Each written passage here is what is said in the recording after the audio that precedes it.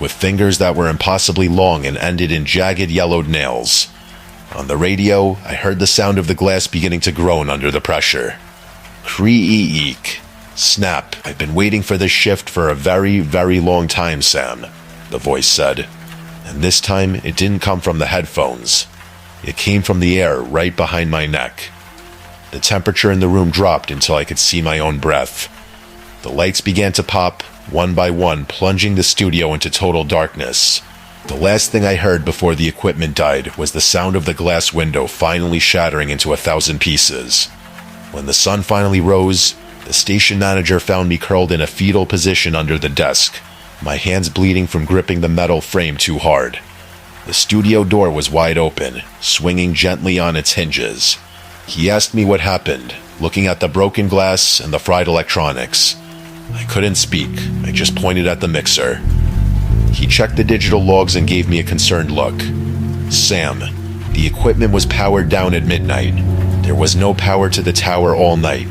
There was no broadcast. I wanted to believe him. I really did. I quit that job on the spot and walked to my car, shaking. But as I turned the key in the ignition, the car radio, which was turned off, suddenly hissed to life. Through the speakers, a distorted, familiar voice whispered, "Don't worry, Sam. The next shift starts at 3:00 am, and I'll be the one wearing the headphones tonight." They say the hardest part of a funeral isn't the goodbye at the cemetery. It's the moment you walk back into a house that's suddenly too quiet.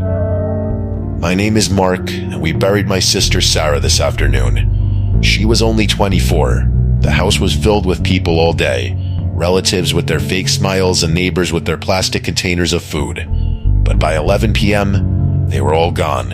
It was just me, the silence, and the scent of lilies that seemed to cling to the walls like a funeral shroud. I sat in the living room, staring at her favorite armchair.